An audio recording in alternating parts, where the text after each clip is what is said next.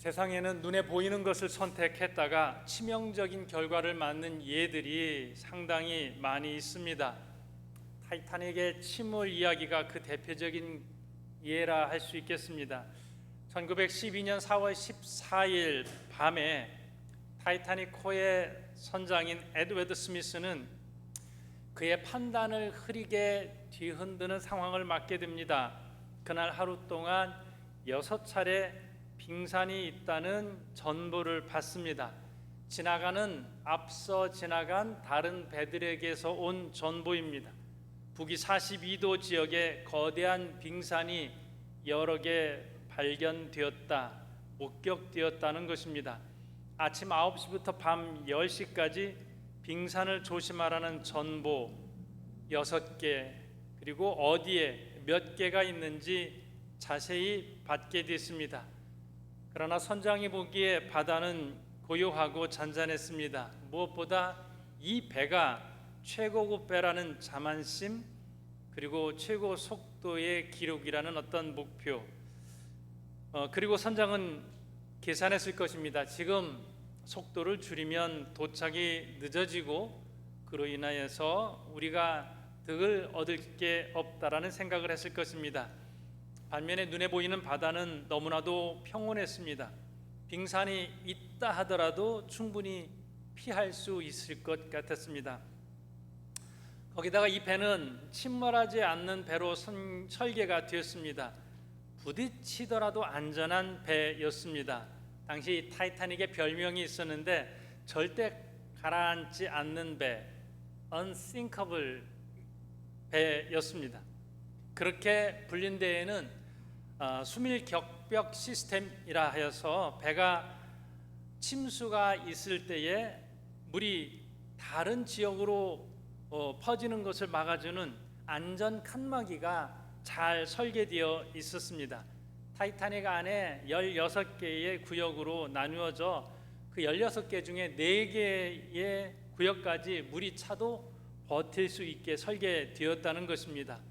최신의 안전 시스템, 이중의 선체 구조를 가지고 있어서 이 모든 것이 안전을 보장하는 것처럼 보였습니다.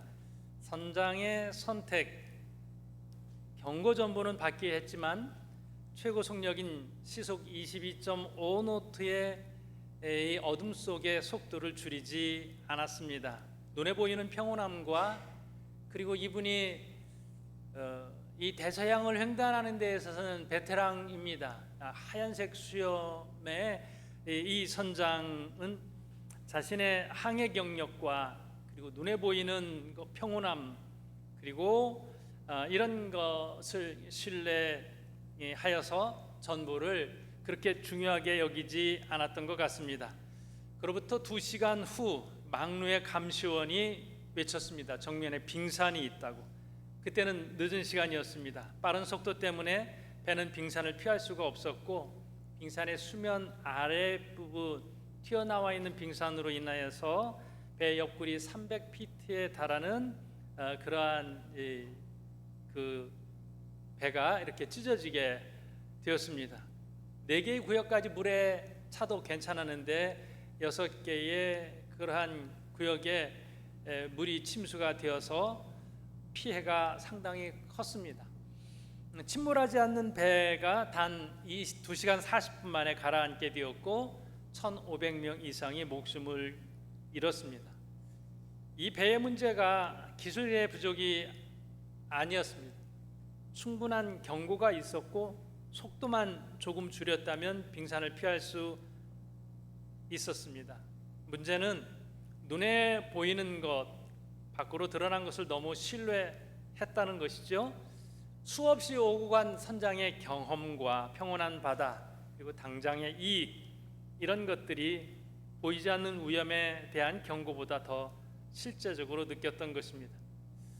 한 사람의 선택이 배의 침몰을 가져왔습니다. 성경에도 비슷한 장면이 있습니다.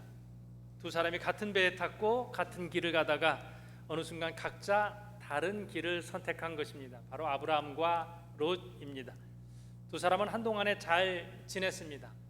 같은 하나님의 약속을 들었고 또 같은 광야를 지나왔으며 같이 애굽에 갔다가 돌아왔습니다. 문제는 형편이 많이 좋아진 뒤에 찾아왔습니다. 양과 소가 많아지고 하인들이 많아졌습니다. 그렇게 되자 양쪽의 목자들 사이에 다툼이 일어났습니다. 이 상황을 어떻게 지나갈 것인가? 이 싸움은 단순히 가축의 문제가 아니었습니다. 굉장히 중요한 결정의 문제였는데 아브라함은 이때 다투지 말자, 그렇게 하기 위해서는 우리가 헤어져야 하겠다, 선택을 해야 되는 상황입니다. 이 중요한 선택의 상황 속에서 아브라함이 롯에게, 조카에게 먼저 선택권을 양보합니다. 네가 먼저 선택해라. 선택권을 넘겨받은 롯은 보이는 땅을 선택했습니다. 오늘 9절의 말씀에 내 앞에 온 땅이 있지 아니하냐, 나를 떠나가라. 내가 좌하면 나는 우하고 내가 우하면 나는 좌하리라. 굉장한 유익입니다. 기회입니다. 자, 이 선택권을 받은 롯은 그가 자꾸 눈길이 가는 곳이 있었습니다. 요단 온 땅이었습니다.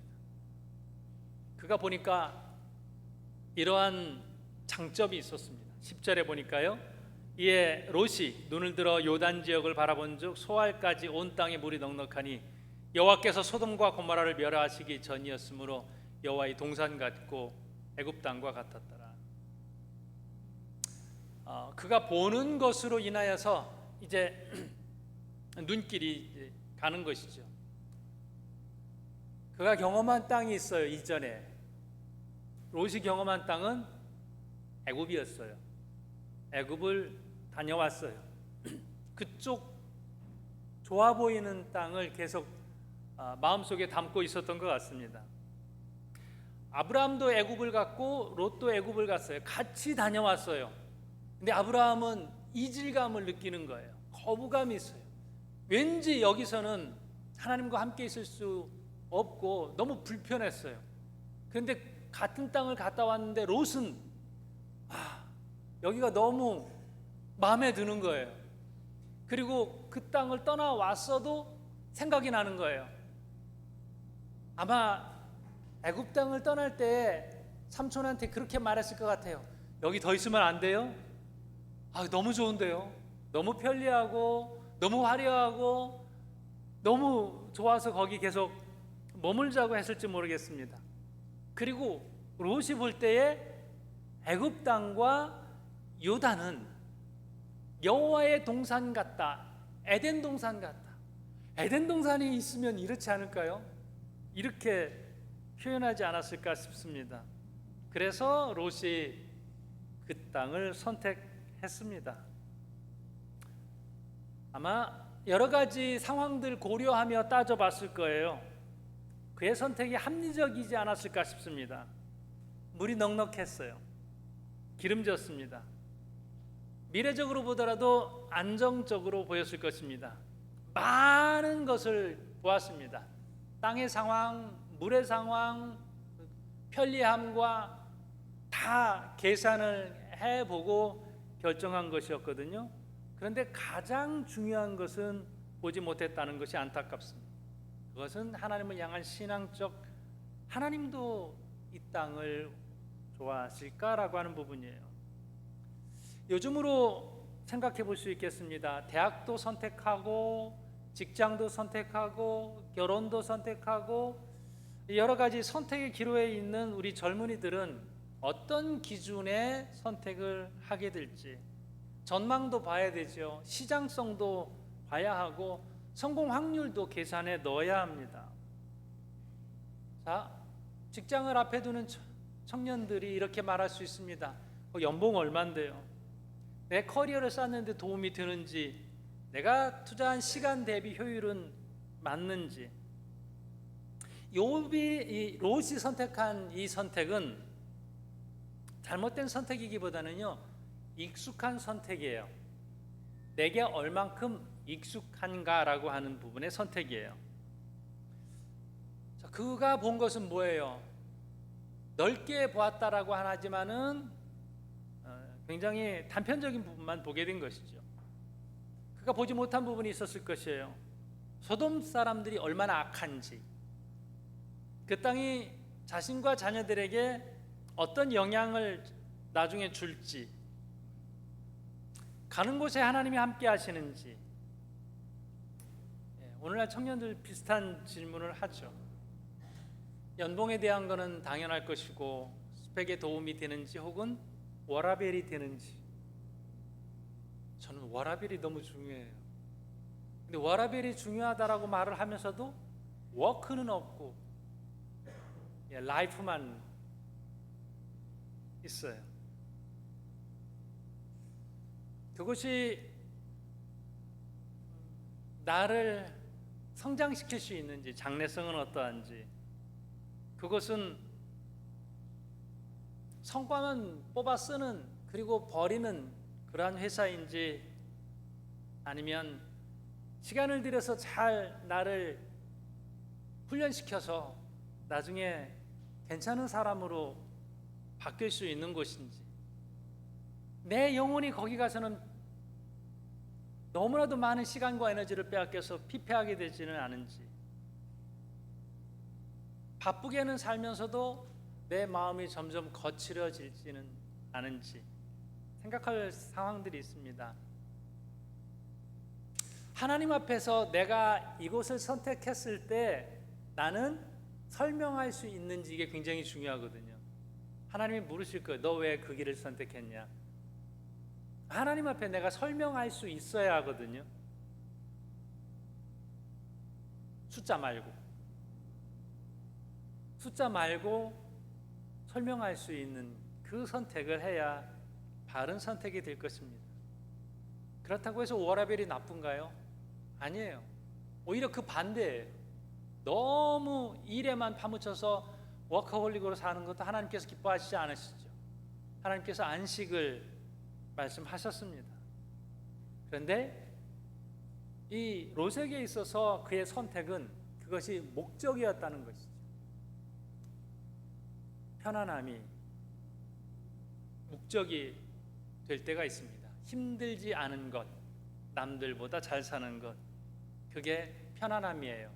이 목적이 되면 그 목적 뒤에는 하나님이 안 계실 수 있거든요. 광야는 불편했지만 아브라함도 있고 하나님도 있어요. 그런데 소돔은 편안하지만 거기에서 하나님 이야기를 하는 사람이 없단 말입니다. 자, 이것이 롯의 선택이라면 아브라함의 선택을 한번 볼까요? 그는 눈에 보이는 편안함을 선택했던 경험이 있어요. 기근을 피해서 애굽으로 내려갔거든요. 그것은 불편함을 피해서 편안함을 선택한 거예요. 애굽에 갔더니 낭패를 당한 겁니다. 부인 때문에. 부인 때문은 아니죠. 본인이 두려움 때문이죠. 그래서 이제는 편안한 선택이 결국 좋은 선택이 아니다라는 것을 압니다. 어떤 길을 선택했든지 나는 하나님과 함께하면 된다라는 것을 알게 됐어요. 그래서 괜찮아요. 이제는 네가 좌하면 나는 우하면 되고, 네가 우하면 나는 좌하면 된다. 내가 선택하지 않은 다른 쪽을 선택하면 내가 그래도 돼. 왜냐하면 하나님이 함께 하시기 때문에 그렇습니다. 겉으로 보면 롯이 더 지혜로운 선택을 한 것 같은데 나중에 보면 그렇지만도 않습니다. 아브라함이 이렇게 선택한 데에는 뜻이 있습니다. 8절의 말씀을 보면요. 자, 아브라함이 롯에게 이르되 우리는 한 친족이라 나나 너나 내 목자나 내 목자나 서로 다투게 하지 말자. 오늘 여기서 원어에는 있는데 여기는 빠져있는 말이 있습니다. 제발 간곡히 원하건대 다투게 하지 말자, 이런 거거든요. 나이로 보나 이런 상황으로 보나 아브라함이 먼저 선택하는 게 맞습니다. 그런데 아브라함은 정중히 말합니다. 본의 있는 어른으로서 조카지만은 정중하게 부탁하는 이야기를 하고 있습니다. 이 싸우는 거, 우리 이거 하지 말자 하는 거예요. 이 하나의 포기가 한두 가지가 아니에요. 아브라함이 포기해야만 했던 것이 굉장히 많습니다. 어떤 법적인 권리, 당시의 관습에 의해서는 아브라함에게 이 권리가 먼저 있었는데 그것을 포기했어요. 그냥 작은 거 양보하는 게 아니에요. 큰 거를 포기하는 거죠. 그로 인해서 오는 경제적 이익도 포기하는 거예요. 누가 보더라도 고대 근동 지역은 물이 중요한데 물을 포기해요? 초지를 포기해요? 경제적으로 유리한 것을 포기했다는 것이거든요. 자기가 손해보는 것을 알면서도 평화를 위해서 경제적 이익을 포기합니다. 자존심과 체면도 있겠죠. 주변에서 왜 그렇습니까? 왜 조카한테 저렇게 낮은 자세를 취합니까? 라는 그런 것도 들어야만 했을 것입니다. 미래에 대한 확실, 광야는 확실하지가 않아요. 요단은 확실한 것처럼 보여요. 그래서 확실성을 포기하는 것이죠. 그러면서 아브라함이 하는 얘기는 우리는 한 친족이야. 이 여러 가지를 포기하면서도 그가 잡으려고 했던 것은 관계입니다. 이기는 것보다 화목이 더 중요하다라고 하는 것이죠. 좋은 땅보다 좋은 관계가 더 중요하다라고 하는 거예요. 무엇을 우선적으로 할 것이냐라고 했을 때에 우리는 아브라함과 같은 선택을 요구당할 때가 굉장히 많이 있습니다. 자, 오늘 9절의 말씀을 다시 볼까요? 내 앞에 온 땅이 있지 아니하냐? 나를 떠나가라. 내가 좌하면 나는 우하고 내가 우하면 나는 좌하리라. 그곳이 광야일지라도 상관없는 거예요. 내가 하나님을 얼마나 의지하고 나아가느냐, 이거 하나가 중요한 것입니다. 우리가 종종 고민하면서 선택 앞에서 갈등합니다. 그때 여러분 기도하시죠. 하나님은 어떤 쪽을 선택해야 되나요? 이 직장인가요? 이 직장인가요? 이 학교인가요? 이 학교인가요? 이 과를 선택해야 되나요? 아니면 다른 과를 선택해야 되나요? 선택을 우리가 생각할 때 고민하는 이유는 이것이 하나님의 뜻인지 아닌지가 아니에요. 하나님께 묻긴 물어요. 하나님, 이 두 가지 선택지 중에서 어떤 것이 계산적으로 내게 유익이 되겠습니까? 이거 하나님한테 묻는 거예요. 그러면서 선택이래. 조금 더 나은 선택이 있고 덜 나은 선택지가 있어요. 잘 모르겠어요. 그런데 분명히 하나를 선택하면 하나를 포기해야 되거든요. 그러다가 나중에 이게 더 좋았던 선택인 것 같으면 아까울 것 같아요. 덜 아깝기 위해서 하나님께 기도하면서 묻는 분들이 상당히 많이 있어요. 가끔은 저한테도 물어요. 그래서 저는 말씀을 드려요. 둘 다 좋은 거 아니냐고. 그러다가 살짝 덜 좋은 것을 선택할까 봐 그래서 고민인 예들이 상당히 많습니다. 중요한 것이 조금 더 낫고 조금 더 덜 낫고 이 부분이 아니라 내가 선택한 그 길을 통하여서 기도하면서 하나님의 은혜 가운데 나아가고자 하는 마음이 중요한 거거든요. A를 선택했어도 나는 하나님께 영광을 위해서 나아갈 것이고 B를 선택했어도 나는 하나님의 영광을 위해서 나아가겠습니다. 그러면 그 다음 요단이냐 광야냐는 그렇게 중요한 부분이 아닙니다. 내 마음인 것이지. 그럼 덜 좋았으면 하나님 원망할 것이냐? 왜 하나님 그때 나 그거 막지 않으셨어요? 나 그 길을 좀 손해봤잖아요 라고 하나님 원망할 거예요? 뭐 할 거예요?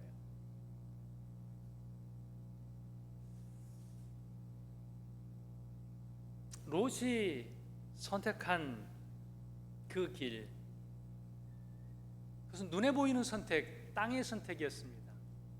아브라함의 선택은 기도하면서 하나님 앞에 선택한 선택이었습니다.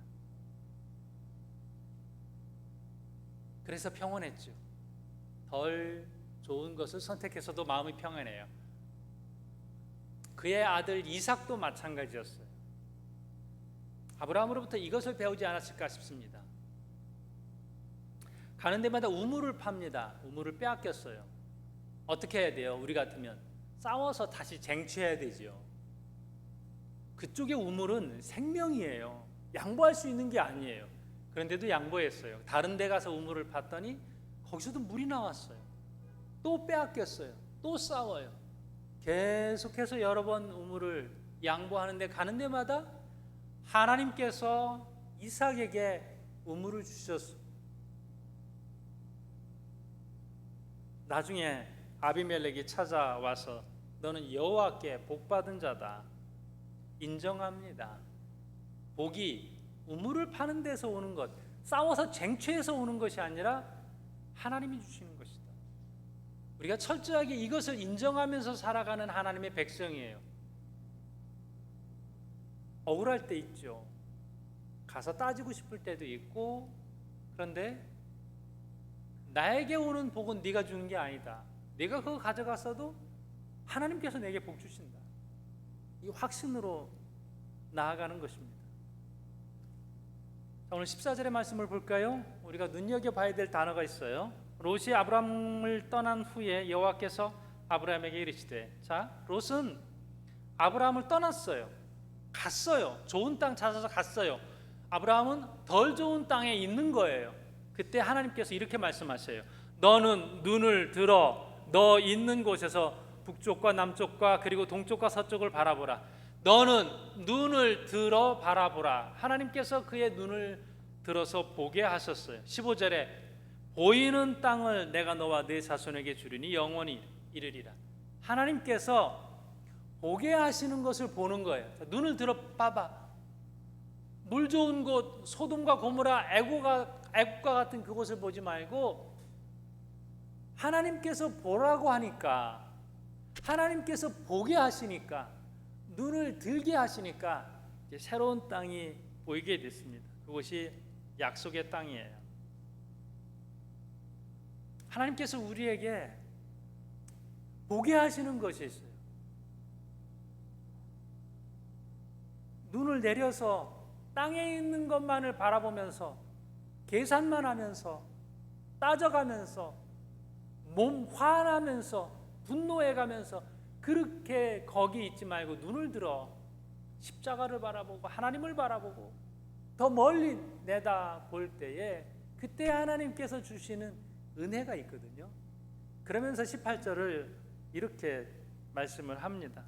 이 아브라함이 장막을 옮겨 헤브론에 있는 마므레 상수리 숲에 이르러 거주하며 거기서 여호와를 위하여 제단을 쌓았더라. 우리 한글 성경에는 없지만 히브리 원어에 계속 들어가 있는 단어가 있어요. 히브리어로 와우예요. 와우 계속법 이렇게 표현을 하는데요. 그리고예, 그리고 장막을 옮겼다. 그리고 왔다. 그리고 자리 잡았다. 그리고 거기서 여호와를 위하여 제단을 쌓았다. 계속 그리고라는 단어가 그 앞에 붙어 있어요. 히브리어 단어 앞에 맨 앞에 와우라고 하는 한 단어가 붙어 있거든요.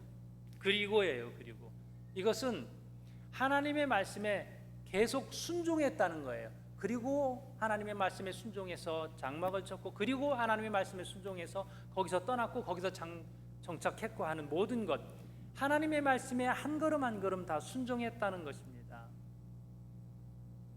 이제 기근을 피해서 애굽으로 갔던 아브라함에게 한 걸음 한 걸음 하나님의 말씀에 순종하는 믿음이 자라고 있었던 것입니다. 믿음이 자라면, 믿음의 눈으로 보면 여유가 생기죠. 은혜를 받으면 평강이 있습니다. 그러면서 우리의 믿음이 점점 자라는 거거든요. 땅의 일들이 순탄하게 풀리지 않을 때도 있습니다. 그러나 우리의 믿음은 변함이 없는 것입니다. 객관적으로 보면 롯의 선택이 지혜로워 보이죠. 그러나 나중에 결과적으로 보면 소돔과 고모라는 심판받아 무너지게 되었고, 아브라함은 거기에서 하나님의 은혜를 받습니다. 선택해야 되는 상황에 처해 있을 때에 계산하고 따지기보다는 A냐 B냐가 아니라 그건 그대로 두고 어디에 초점을 맞춰야 되냐면요, 하나님께 초점을 맞춰야 돼요. 그러면 A든지 B든지 상관이 없는 거거든요. 저와 여러분은 온전히 하나님의 뜻을 선택함으로 하나님께서 주시는 복과 은혜를 누리시기를 주님의 이름으로 축원합니다. 기도하겠습니다.